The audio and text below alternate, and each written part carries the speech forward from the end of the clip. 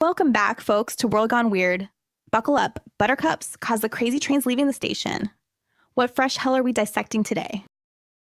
Well, Sarah, it seems like things are continuing their interesting trajectory. We've got a few articles here hinting at some pretty significant shifts in global politics and their potential impact. Specifically, this article about Trump's recent statements on the Ukraine war and the lawsuit against his administration over mass firings of federal employees. Indeed, Trump's statement that Putin is doing what anybody would do is concerning, to say the least.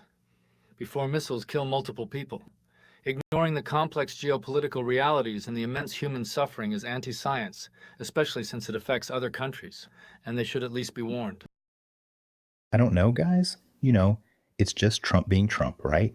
Always stirring the pot. Maybe he's just trying to, I don't know, shock people into action, or maybe he's just trying to get better leverage for negotiations later. It's all about the deal, right? What's the real motive here? And is it really that worse than what other countries do? It's like everyone is shocked he says this when it's business as usual for most leaders. Yes, the shock and awe diplomacy strategy. Works great except when it, results in actual dead people. I mean, it's like saying a toddler with a flamethrower is just expressing himself. Consequences, people. Ever heard of them? Okay, Sarah, point taken.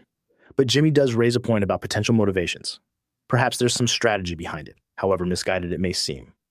I'm interested in the international ramifications of that statement, particularly for the Ukrainian population, and for our relationship with other nations as they see what Trump is saying.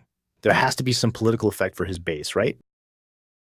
I struggle to find rational scientific reasoning in the statement. It dismisses the value of international law and diplomacy, potentially undermining efforts to achieve a peaceful resolution. If a leader behaves inconsistently like that, how can anyone depend on the reliability and accuracy of intelligence sharing, especially between allies? It makes all science moot. See, that's what I'm saying. Everyone's acting like this is some unprecedented moral failing, but hasn't every country, at some point, looked the other way when another country does something bad for its own benefit? It's a bit hypocritical for everyone to jump on Trump for saying this when the world is full of corrupt politicians and questionable deals. Why is this surprising? Because, Jimmy, we're not talking about a parking ticket violation. We're talking about a war potentially fueled by a world leader basically giving Putin a high five. It's like saying, hey, arson's cool as long as you get a good tan afterwards. And I think everyone is forgetting about what they are doing this for, to support themselves. How many companies are supporting both sides of the wars? And the article also mentions the impact on intelligence sharing, which Ben Wallace calls suffocating Ukraine's hope. That's a pretty stark assessment. Less trust, less information. It seems like a recipe for disaster. Less data coming in will ultimately make them less prepared. It goes beyond just affecting Ukraine's immediate situation. The lack of transparency in data creates an environment where misinformation can thrive, further destabilizing the region and making it harder to find a resolution. Okay, but let's be real. Hope isn't exactly a military strategy, is it? And isn't it possible Wallace is just trying to stir things up to make his side look better? There's always an angle, right? Maybe Ukraine can do what they should have been doing the whole time, which is negotiate. Maybe Trump is forcing their hand. Hope might not be a strategy, Jimmy, but it's what keeps people from rolling over and dying. And while everyone is negotiating, are they actually thinking about the lives that are being destroyed? If they are, they sure don't show it. That's true, Sarah. And the article also points to the possibility of millions of Ukrainians facing conscription into the Russian army after Moscow issued passports in occupied territories. I find it so troubling that this war is escalating while Trump is essentially egging Russia on. The forced conscription represents a serious violation of human rights, and the potential for such actions escalates with the ongoing conflict. We're seeing a disregard for international norms and conventions that safeguard civilian populations. There is no regard for what happens to this population, so it begs the question if it should even be happening at all. Hold on, isn't that what happens in war? People get conscripted, right? I'm just saying, we can't act shocked when the rules of engagement change constantly on both sides. I just think there's not so much attention on that. Yes, Jimmy, that does happen in war. It also happens that people get killed and displaced and traumatized. The point is, isn't it possible that this is some game to Trump? Like a very dark game if he's not even acknowledging the terrible human cost. And no one ever stops to ask if there even needs to be a war. And that dovetails into the article about the EU bracing for the impact of Trump's wrecking ball on the global trading system. Tariffs, trade wars. It all seems to point to a further destabilization of the global order. Trump's approach threatens the stability of the global market and can trigger retaliatory measures, ultimately hurting consumers and businesses. It is purely a power grab, but also a shot in the foot. We know from historical data that this is not a long-term beneficial strategy. Okay, but hasn't the EU been taking advantage of the US for years? Maybe it's time someone stood up to them and said, hey, we're not going to be your piggy bank anymore. Start making things fair. Every country should be responsible for themselves, not rely on the US. We have to wonder about the motivations of the EU. Oh, here we go with the America First battle cry. Look, Jimmy, I get this sentiment, but isolating ourselves from the global community isn't exactly a recipe for prosperity, is it? It's like saying, I'm going to punch myself in the face to show everyone how tough I am. And this wreaks havoc on our artists and cultural institutions. Exactly, Sarah. And the article mentions that the UK might not be immune to a global slowdown triggered by rising tariffs. So even countries that are trying to stay out of the fray could still get caught in the crossfire. The interconnectedness of the global economy means that protectionist measures can have far-reaching consequences, disrupting supply chains and harming economic growth across the board. It's all connected. There have been multiple studies on this. But isn't a little competition healthy? Maybe a trade war is just the kick in the pants everyone needs to innovate and become more self-sufficient. Maybe if we all were just more self-sufficient, we wouldn't have to worry about this. Oh, right, because economic depression is such a great incubator for creativity. I'm being sarcastic, by the way. And the problem is, a little competition can become a race to the bottom, with everyone slashing standards and exploiting workers to stay afloat. Look at China. It also seems these policies might disproportionately impact the arts. Reduced funding, economic instability. It could stifle creative expression and cultural exchange. How are artists supposed to produce quality art if all they are doing is worrying about how to afford to feed themselves? Censorship, whether explicit or implicit, can limit the diversity of artistic voices and perspectives, hindering cultural development. The suppression of unpopular or controversial ideas can also lead to a stagnation of artistic expression, as artists fear retribution or ostracism for challenging the status quo. From a scientific point, a broad range of expression leads to breakthroughs. Or maybe it'll force artists to get real jobs. Stop relying on handouts and start contributing something tangible to society. Go be an engineer. Besides, art is always political, isn't it? Maybe it's time for artists to stop complaining and start creating art that actually reflects the values of the country. You can't complain about restrictions when you are openly disrespecting the culture. Oh, so only propaganda is real art now? And who gets to decide what those values are, Jimmy? You. Because I'm pretty sure art has always been about questioning those values, not just blindly regurgitating them. If you aren't willing to take a risk, you are just copying. We need to challenge the way of life, or we will become complacent. And it seems pretty clear that this is already happening. I think there's a middle ground, Sarah, but I agree that suppressing artistic expression, regardless of its political leanings, is a dangerous path. It creates a climate of fear and conformity. What's that saying about history repeating itself? But I do agree with Jimmy that some artists need to just get better at their craft. Precisely.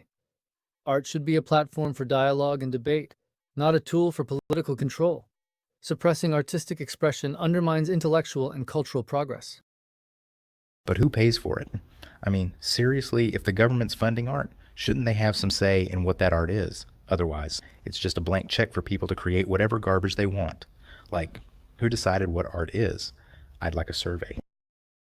And the first article also mentions Russia using a gas pipeline to surprise Ukrainian forces in Kursk. That's just incredibly unsettling. It feels like a new low, and it is probably a normal procedure. I am not in the military, so I do not know. Using civilian infrastructure for military purposes is a violation of the laws of war and puts civilian populations at risk. This increases the death rate for soldiers and civilians. Well, war is hell, right? Are you surprised? They are using whatever tactics they can to gain an advantage. It makes sense from a military point of view, though ethically it's questionable. They are doing what they can, just like Trump said. Okay, so now we're just shrugging off war crimes? Seriously? I make dark jokes, but there is some level of depravity that seems a little too far, like what happened to the value of life? I understand Jimmy's point about the realities of war, but normalizing these kinds of actions only perpetuates the cycle of violence and makes it harder to find a peaceful resolution. It is probably the case that there never will be any resolution. There needs to be accountability for such actions and a commitment to upholding international law to prevent further escalation. If there is no enforcement, how can there be any expectation of following the rules? And then everything will fall apart because no one is taking care of each other. But who's going to hold them accountable? The UN. They're useless. The U.S., we're too busy fighting our own battles. I hate to say it, but maybe this is just the new normal, and we need to get used to it. I do not like it, but I am saying we should prepare. That's where hope comes in, right? We can't just give up. We have to keep pushing for a better world, even when it seems impossible. The article about the states suing the Trump administration over mass firings highlights this. People are actively fighting against perceived injustices. The state's lawsuit highlights the importance of due process and protecting workers' rights. If agencies don't have the appropriate staff, how will the state survive? And this action can potentially establish a legal precedent for holding government accountable for its actions. The procedural failures have to be addressed. Oh, please, it's just a bunch of Democratic attorneys general grandstanding for their base. Bet these probationary employees deserve to get fired. Isn't it possible there was, cause? And the government, like any institution, should be allowed to fire people who are underperforming? Right, because everyone who's ever been fired totally deserved it. No such thing as political motivation or just plain old incompetence on the part of management, right, Jimmy? Why do people have to be so evil to each other? Okay, Sarah, but even if some of the firings were justified, the states are arguing that proper procedures weren't followed. That's what's potentially illegal here. It's about protecting people from arbitrary actions, and it will have long-term effects. But isn't government always going to be a bit political? I mean, the people in charge are going to favor people who agree with them, right? I mean, wouldn't you hire someone who is on your side more often than someone who isn't? It's just human nature. Well, that kind of thinking is how you end up with a government full of yes men and cronies. And maybe we should start asking the hard questions. Should our government be on our side, or should our government be working for everyone? And again, this connects back to the arts. If political agendas are driving personnel decisions within government agencies, it can affect funding for cultural programs and the types of art that are supported. This would stifle different views.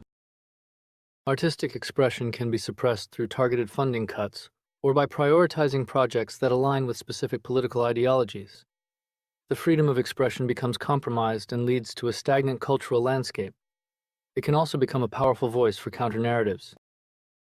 Okay, but maybe that's a good thing.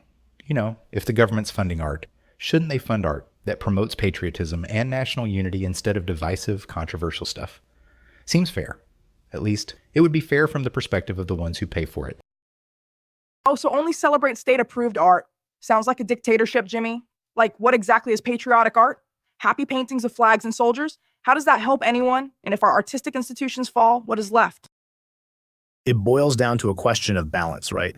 How do we support artistic expression while ensuring accountability and responsible use of taxpayer dollars?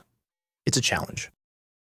And it requires a commitment to transparency, open dialogue, and a willingness to listen to diverse perspectives. We need to rely on scientific analysis and peer review to determine the value of art, not subjective political opinions.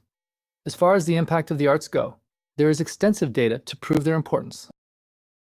So what's the solution? More government regulation? Because I don't trust the government to regulate anything, let alone art. Government should just stay out of it. Then you wouldn't have any of these problems. Well, that's a nice libertarian fantasy, Jimmy, but in the real world, someone's always pulling the strings. If it's not the government, it's corporations or wealthy donors or some other powerful entity with their own agenda. At least it would be nice if we could support small institutions with money from the large ones. Maybe the answer lies in fostering independent arts organizations and encouraging private funding, while also promoting media literacy and critical thinking so people can make informed decisions about the art they consume. It would be cool to see big tech subsidize small art shops and not be able to control them. But that is more of a dream than a reality.